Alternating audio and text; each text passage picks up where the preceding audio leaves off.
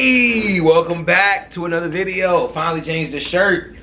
My girl told me I was wearing that shirt too much, so I had to change up the hoodie on y'all. I got plenty of shirts back there. I just wore it. I don't know. I just kept wearing it because I was like, fuck it. I'm just put this on again. Anyways, y'all. We David Magna, Hannity, and Stephen A. Smith spar over tariffs. Trump's tariffs. All right. Y'all know what to do. Subscribe. Hit that like button. It don't hurt anybody. Or you can hit the down button. You can hit negative if you want to too. Either which way. I like likes though, you know, so hit the like button, you know, subscribe, turn on post notifications. Let's hop right into it. Let's go. All right, without a clear leader or a sense of direction, the Democratic Party is obviously struggling. They're even souring on their hero, former President Barack Obama. Take a look at what our good friend Stephen A. Smith said about a hypothetical third-term matchup between Obama and Trump. This is like right out of a Rocky movie, isn't it? Anyway, hypothetical matchup. Take a look. As for him going up against Barack Obama, once upon a time I thought Barack Obama would smoke him. I'm not so sure anymore. Shut up. He would smoke him because Obama not only has integrity, Obama's a way better talker. That motherfucker can talk. But I don't know. Let me be fair with it. I don't know either. But as of right now, with everything going on, Obama could smoke him. Hopefully that changes. But again, they're going to spar over tariffs, so we'll see how this goes. It was Barack Obama that spoke on behalf of Kamala Harris. Michelle Obama certainly put forth her due diligence in doing the same. Where did that get them? They lost the popular vote, lost the election. Oh, Stephen A. Smith, come on now. Kamala had 1 month to run. The public didn't even have enough time to get into her plan or her ideas of what she wanted to do. A 1 month run. Biden should have dropped out 2 years ago. He should have dropped out the moment he became president, dropping out in the next race. And then it would have gave people time to be able to understand where Kamala was coming from. But nobody really understood where Kamala was coming from. So she didn't really stand a chance, almost to a degree. And keep in mind, the only reason why they voted on Donald Trump, the majority of people did, was economics. Economics is the main reason. So he won. I'm not taking that away from him, but yeah. If Obama had the same amount of time to get the point across to the public, it's over. Electoral college vote, lost every swing state, lost the Senate, lost the House. I mean, damn, it's L's all over the place. And remember, Obama was out campaigning for Kamala. It seems like he's lost all influence and power in his own party. According to a new book, Obama was allegedly working against Kamala behind the scenes in November. He wanted a mini primary after he was part of the coup to get rid of Joe. Anyway, he didn't think she could win. Could have something to do with his past divisive rhetoric. You might recall, he wasn't always the biggest fan of yours truly either. Take a little trip down memory lane. Now, everybody's so pinched that business is bad for everybody. And I think when you spread the wealth around, it's good for everybody. It's not surprising then that they get better. I wish y'all could watch that entire video because Fox News chopped so much up when he was talking to Joe the plumber. I wish y'all could watch that entire video. They cling to guns or religion or antipathy towards people who aren't like that. If you were successful, somebody along the line gave you some help. Somebody invested in roads and bridges. If you got a business, that you didn't build that. Somebody else made that happen. I need you to go out and talk to your friends and talk to your neighbors. I want you to talk to them whether they're independent or whether they are Republican. I want you to argue with them and get in their face. We got to have middle-class families up in front. We can't... We don't mind the Republicans joining us. They can come for the ride, but they got to sit in back. And then you got their plan, which is let's have dirtier air, dirtier water, less people with health insurance. Governor Romney, I'm glad that you recognize that Al-Qaeda is a threat. Because a few months ago, when you were asked what's the biggest geopolitical threat facing America, you said Russia. Not Al-Qaeda. You said Russia. Mr. Burgess, he can speak. Oh, put me on your staff. I might have to put Mr. Burgess on Fox News. You know, give him.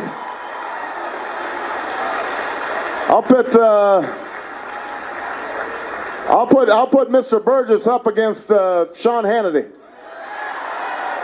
He'll tear him up.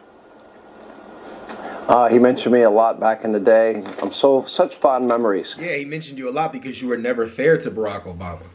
Neither was Bill O'Reilly. And it was funny because Bill O'Reilly, when he sat down with Barack Obama, admitted that. He admitted that. He admitted he was never fair. And you're not fair either. You're just like CNN is to Trump. Like, you're not fair. However, though, none of those clips. It's funny, if you would have watched the entirety of everything that was said. I love how they chop stuff up. You'd be surprised at a lot of those things that they just cut out certain parts of it and made it like to prove their point. But that's what media does, though, right? Here with more, star of ESPN's First Take, host of the Stephen A. Smith Show, the one and only Stephen A. Smith. You know what, man? You interrupt my day.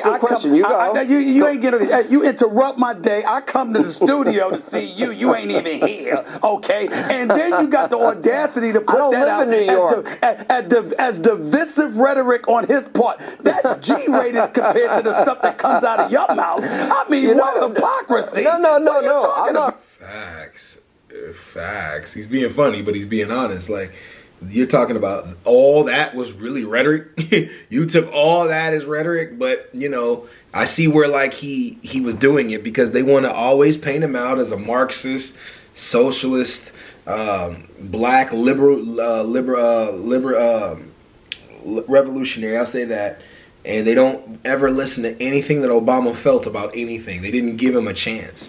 And there are white people that they just don't have the ability to give him a chance because he was black. Running for president. I wish Donald Trump would tone it down. They want dirty air and water. Argue with them. Get in their face. They can be on the bus, but they got to sit in the back. He was just love and, give peace a chance, man. He was so uniting. Well, listen, it wasn't about being united. It was about winning, which is something the Democrats need to learn again, because clearly they forgot how to do that. So let's get that out of the way. That's a good point. That's an absolutely good point. Secondly, that sound that you played for me talking about Obama, that was from weeks ago, okay? That wasn't since Trump with his tariff wars and all of this stuff. Let me tell you something right now. Okay, stop trying to change the subject. I'm not changing the subject. I'm right here. What do you know? Here's my question, because if we're going to have this hypothetical matchup and we're going to go to the last Rocky movie, which I thought was maybe one of the best. I loved them all. Right. And you have this hypothetical matchup that probably a lot of people would be interested in. Yeah. What do you really know about Barack Obama? Do you know who Frank Marshall Davis is? I'm sure you know who Reverend Wright is. Do you know who Bernadine Dorn is? Do you know who Bill Ayers is? I know a few people that Trump associates with as well, so we could have that argument all day. Here's my point. Did I ask you that? I'm answering your question. Here's my point. Don't come to me with that. You said a fight, right? Trump. Stephen A. Smith is about to tell you he expects this. He expects Stephen A. Smith to come on here and try to diss Obama. But now he's like, don't change this. They're still on the topic of Obama would crush Trump, especially right now. Especially right now. He has all the ammunition to do it. The best thing Obama has said in recent days, just imagine if he would have done anything that Trump was doing right now. Just imagine that. Versus Obama, right? Let's talk about that. And here's what I'm telling you. There's a bunch of liberals in this country. There's a bunch of centrists in this country, a bunch of moderates, okay? Yeah, you got the Republicans that would speak against the Affordable Care Act or American Recovery and Reinvestment Act. They might speak against those things, but a lot of people on the left and a lot of centrists like that stuff about Obama. Here's my thing. With Trump, see, these times right now, this is what I keep trying to tell the Democrats. Let the man do what he's doing. Find out whether or not it works. You're going to listen to Sean Hannity. You're going to watch him. Let's see if these tariffs against Canada, Mexico, China, for everybody that he's trying to, be engaging in a reciprocation. Let me ask you a question. What happens. If I punch you in the face, or we're business partners, and we're supposed to be 50-50 partners, and I take 75% and give you 25%, you're just going to sit back. You're just going to sit back and take that. Stephen A. Smith is just going to say, "Oh, it's okay, Sean. You take all the money." You're going to take that? No, but here's the point that I'm making. Why should America take it? Well, I'm going to tell. I'm not telling you. I want you guys to know that, like, Sean Hannity is not an economist, and he probably knows not probably, I can guarantee he knows absolutely nothing about economy. And that's just not how trade works. It's not what's going on. It's not what's going on. Has some countries admitted they've been unfair? Yeah, but some of the countries he's charging with the tariffs, it's almost ridiculous because it's not true. Like look deeper into South Africa. Like, I don't know. It's a lot. It's a lot, and it's interesting.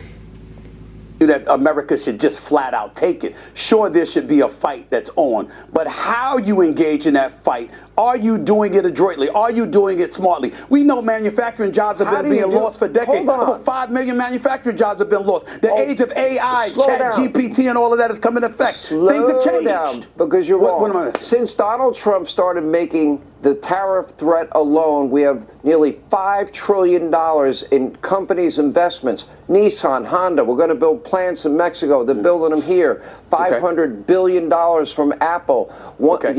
Foreign countries these investing are pledges, right? billions of dollars because they want to be pledges, here. Right? Other countries dropping their tariffs so they don't get tariffed. May I ask a question? Sean Hannity, are there not folks on both the left and the right, American citizens now, bringing up words like inflation, bringing up words like a potential recession, worried about the impact that tariffs are going to have on the American citizen for the immediate future? You're right. You're right about the long haul. You might be right about the long haul, but in short term, we can't ignore that either. So we have two choices here. And they're really confused. First, Donald Trump said it's bringing in $5 trillion over the time span of the tariffs being on effect, right? Now they're saying it's bringing in $5 trillion right now with the businesses coming in. Which one is it? Is it going to be the long term, or is it, or did he misspeak? Maybe he misspoke and I'm missing it, right? Maybe he misspoke, but the numbers that I'm reading are not equating out to $5 trillion. They're not. As a matter of fact, the numbers that I'm getting are, first of all, they're going to cause inflation, and they're nowhere near as $5 trillion. Like, I could be wrong though. I could be 1,000% wrong. Like, I'm willing to give this. Of course, we all don't have a choice. We got to give the president a chance to see if it works. But it's just scary times, man. Here, we continue to let countries screw us over and tariff us to death at rates that we don't tariff them at. We just continue to take it like everybody else is taking it, or we draw a line in the sand. We're the land of the free and the home of the brave, and we say, it's your choice. If you put tariffs on us, we'll have to put them on you, or we can have free and fair trade. It's up to the country to decide. Tell me, Stephen A., what's unfair about that? Nothing is unfair about that, but I have a question, y'all. Before he put these tariffs on, why was nobody talking about the possibility of a recession the way they're talking about it now, right?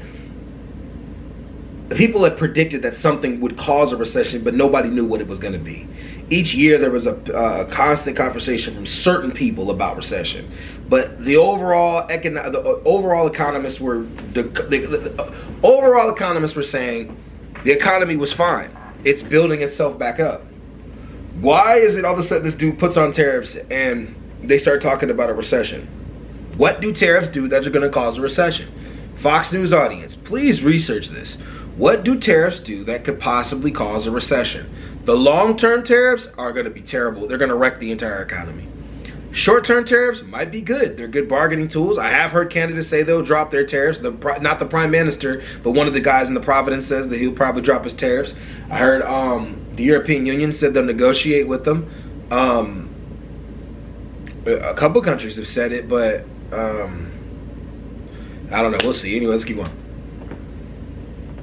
Listen, it's not a matter of it being unfair. I'm not accusing the man of being unfair as it pertains to that particular issue. And by the way, I was listening to Lindsey Graham before I came on. I actually like that man. Don't tell him, but I actually like that man. But here's the deal, okay, Sean Hannity? Here's the deal. Don't tell him. Don't tell him. Here's the deal. Here's the deal. I mean, I just like how he comes at it. I don't agree with him half the time, but I like the way he comes at it. What I'm saying to you is this: you just brought up a boxing analogy. You can knock somebody out, or you can jab them to death, or you can rope a dope them. There's a variety of ways that you can beat people in terms of, instead of doing it the way that Trump is doing it, because he's upsetting everything. And in the process of that, you got American citizens worried as to whether or not it's going to work. You he said something I want to applaud. Let him put his policies in place. Give it some time, a reasonable amount of time. It takes time to, you got to the economy. You got to get your plan fully passed, and then give him a year, and then we'll come back and have that conversation. Well, at least you or said a year and a half. At least you said, I don't know the verdict is in on Obamacare. Now, they promised that everyone would keep their doctor, keep their plan, and average family would save $2,500 a year. Okay. Here's the numbers. You ready? Millions lost their doctors. Millions lost their plans.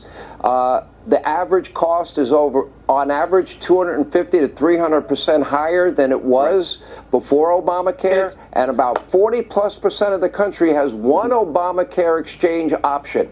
I would say F, F, F, and F. It's failed and failed miserably, and it absolutely was a disaster. That's my grade. What's yours? I would say Keep in mind that John McCain put a thumbs down when it came to getting rid of the Affordable Care Act. It's not called Obamacare. It's called the Affordable Care Act. Why did he put a thumbs down? Because he knew he was going to remove 30 million of Americans from having health care and coverage. All the numbers that he just said, I don't know. I got to look into him to see if he's telling the truth.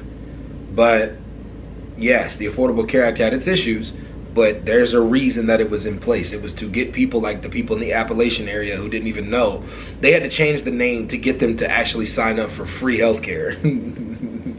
Changed the name from Obamacare to the Affordable Care Act to get them to not change the name, I'm sorry. They had to reword the name for what it really was, Affordable Care, instead of saying Obamacare, and people signed up just fine because they saw it was a good deal. I don't know. Would say I'll get you when you're on my show, but you do the same damn thing on my show. You don't even give me a chance to answer a question or even ask a question. I'm giving you a chance. It's what you do. But here's the deal. Are there not tens of millions of Americans using the Affordable Care Act, and a lot of them in southern states? Okay. Is that not true? And they're not saving money. I'm just asking. And how many, I'm just asking. True or false? I'm just asking. True or false? True or false? Did they promise millions that you wouldn't lose your doctor? Did millions lose it? Yes. Did millions lose their plans? Yes. Do millions of Americans only have one option? Yes. Are they paying 250% more? Yes. So millions benefited and millions didn't. I'm so shocked. Millions benefited and millions did it in the United States of America. I'm so surprised. That's not what they said. They didn't say it would work for some people, not for other people. They said you're going to save $2,500 a year. It's going to be the greatest system ever. It's not. So we're getting literal with a quote from a politician that didn't come to fruition. A politician on a literal perspective. With Trump in office. That's what you're doing. You keep your plan, you save money. Really? Check no, no, and no. Okay. Checkmate. Okay. It's not checkmate. It's sorry. You got to be able to avoid saying. I kind of like Sean Hannity, though, for some reason. I kind of like him. I gotta go. Every word he says is the gospel. No, it is not. Stop that. Stop that right now. I don't know why I love you. I don't know why I feel that way about you either, man. You're crazy stuff. I don't know. And next time you're going to have me in the studio. There's something wrong with both of us. That's it. How about that? All right. My hair's not as great as yours, though. Just right. It's fine. Hey, Sean Hannity here. Hey, click here to subscribe. Yeah, that was great. I like that. Yeah, I like that exchange. All right, y'all. Definitely comment down below what you think of the tariffs. Do you think they're going to be inflationary? Do you think that? Comment down below what you think. Do you think Barack Obama and Donald Trump ran against each other? Who would win? All right, y'all. I'm out. Peace.